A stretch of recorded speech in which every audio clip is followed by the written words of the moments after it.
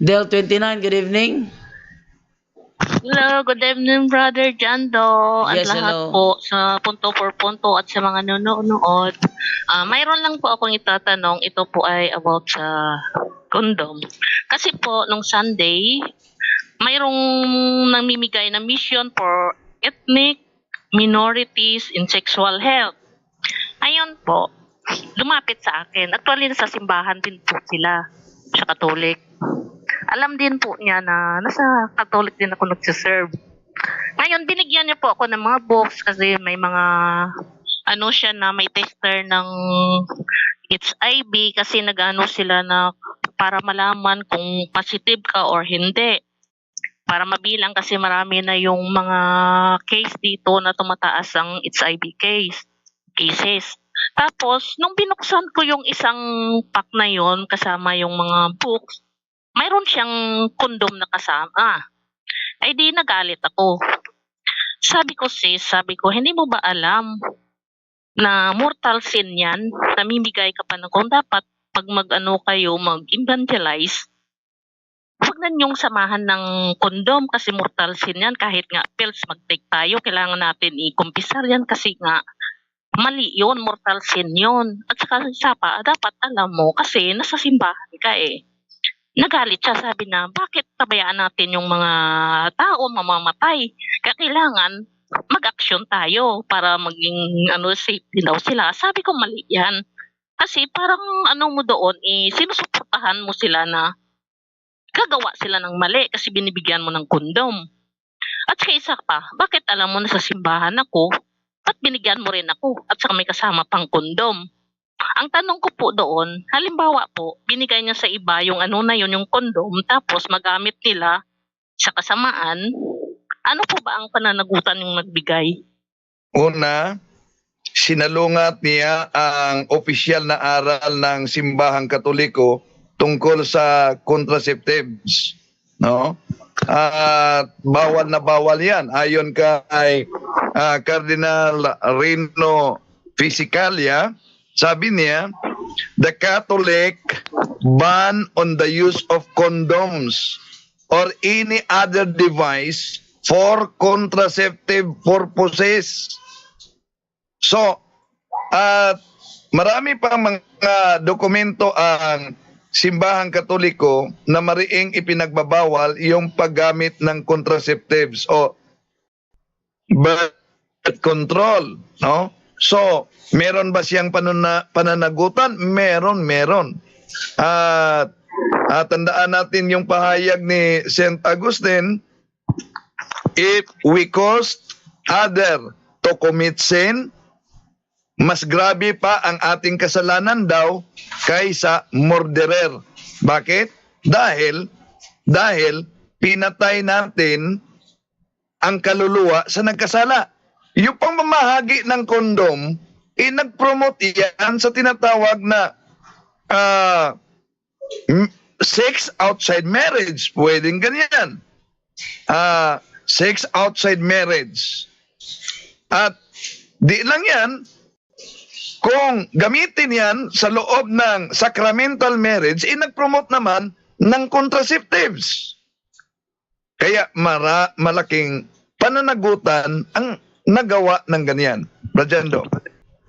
Thank you po, Brother Wendell, for the explanation. At least ipasa ko po doon sa kaibigan ko at saka i-forward niya doon sa nagbigay sa akin ng kondom at na namimigay nga nagalit sa akin. Sinabi kong mortal siya nung magbigay ng mga kondom. Sister, para may batayan ka rin.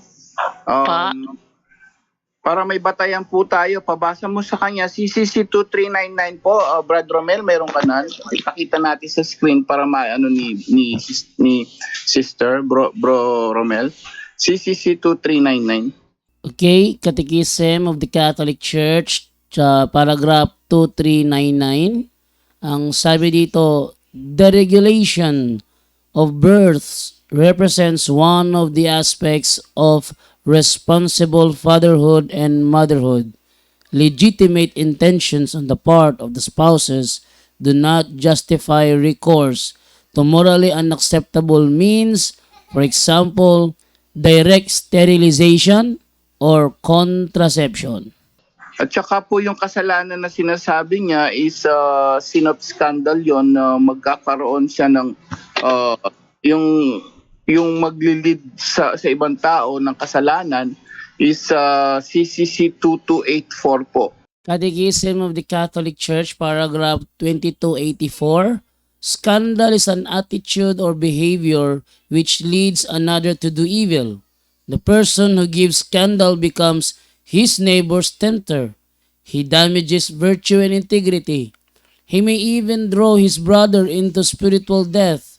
Scandal is a grave offense if by deed or omission another is deliberately led into a grave offense. Sin of scandal ang tawag doon. CC CCC 2284.